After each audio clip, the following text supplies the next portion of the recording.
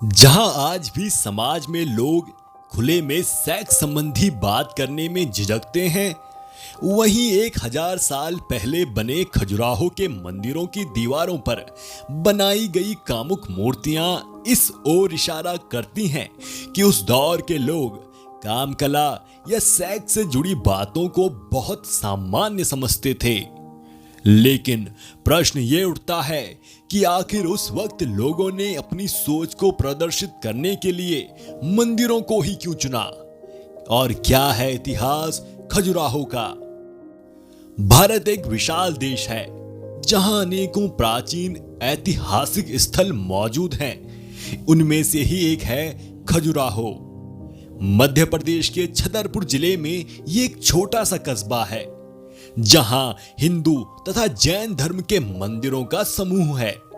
यह 85 मंदिरों का समूह था जो 20 किलोमीटर के दायरे में फैला था, लेकिन अब घटकर सिर्फ 20 से 22 मंदिर ही शेष रह गए हैं जो कि 6 किलोमीटर में सीमित हैं।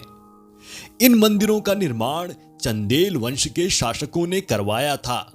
इन मंदिरों के निर्माण में लगभग 100 साल लगे थे, जो 950 से लेकर 1050 ईस्वी के बीच का वक्त था।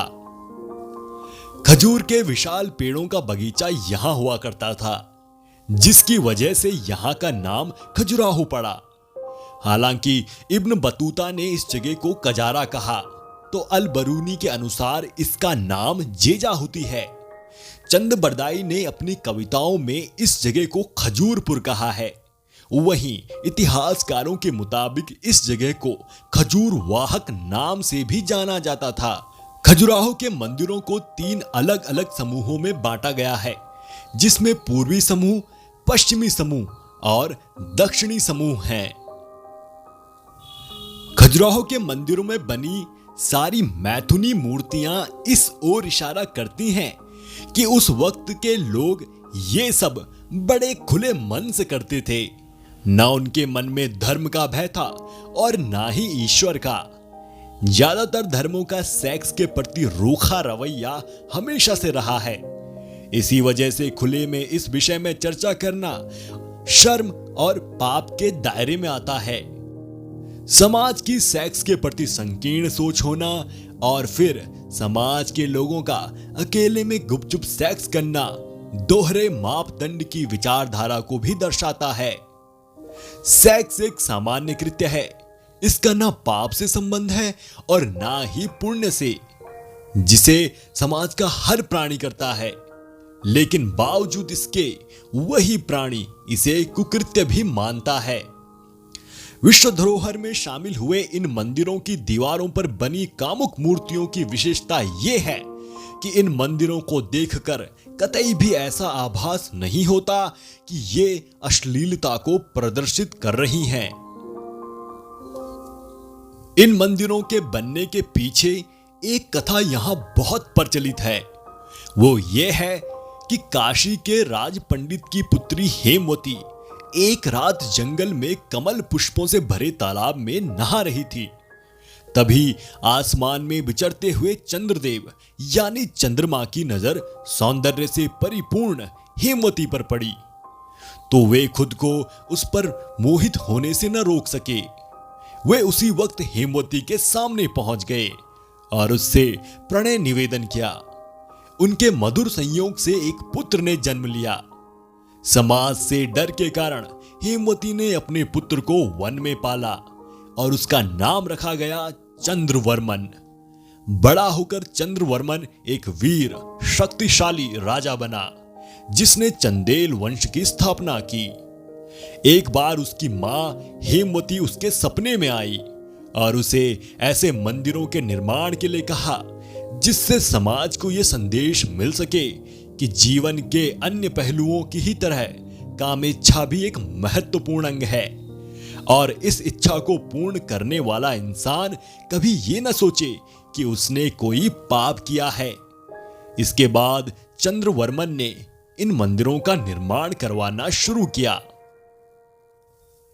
वहीं कुछ लोगों का मानना यह है कि उस वक्त बौद्ध धर्म का प्रचार प्रसार बड़ी तेजी से हो रहा था, जिसके कारण काम कला में लोगों की रुचि कम होती जा रही थी और अधिकतर युवा गृहस्थ धर्म छोड़कर ब्रह्मचर्य और संन्यास की तरफ बढ़ रहे थे।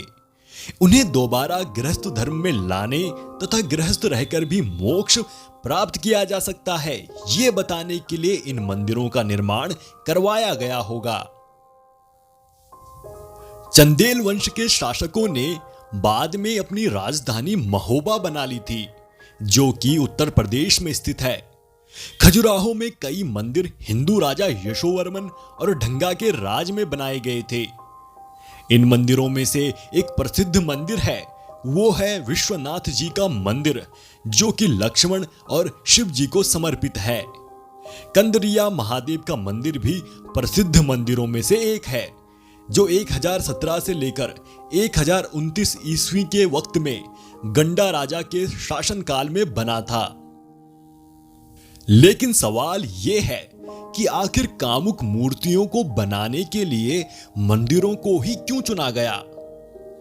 तो कुछ इतिहासकारों का यह मानना है कि प्राचीन समय में सेक्स की शिक्षा का अधिक अभाव होने के कारण इन मूर्तियों को बनवाया गया होगा। उनका मानना यह रहा होगा कि कामुक आकृतियों को देखने के बाद लोगों को संभोग करने की सही शिक्षा मिलेगी, और उस दौर में मंदिर ही एक ऐसी जगह थी जहां सब लोग आते थे। इसीलिए सेक्स की शिक्षा देने के लिए मंदिरों को ही उपयुक्त स्थान माना गया होगा। इतिहासकारों के मुताबिक ये हिंदू और जैन धर्म के मंदिरों का समूह 20 किलोमीटर के दायरे में फैला था, जिसमें 85 मंदिर थे। लेकिन अब मंदिरों की संख्या घटकर 22 रह गई है, जो कि 6 किलोमीटर तक सीमित हैं। मंदिरों का रखरखाव अच्छे से न होने के कारण भी इन्हें भारी क्षति पहुंची है। बार बार मंदिरों से मूर्तियों की चोरी हो जाने की भी खबरें आती रहती हैं। साथ ही दीवारों पर बनी मैथुनी मूर्तियों को धर्म के विरुद्ध मानकर कई बार मूर्तियों को नष्ट करने का भी प्रयास किया गया। मूर्तियों को मिलती नकारात्मक प्रतिक्रिया को देखते हुए हिंदू और जैन धर्म के लोगों ने इन मंदिरों को बचाने के प्रयास किए। इन मंदिरों की अनूठी कलाकृति और भव्यता को देखते हुए साल 1986 में इन मंदिरों को विश्व धरोहर की लिस्ट में शामिल किया गया।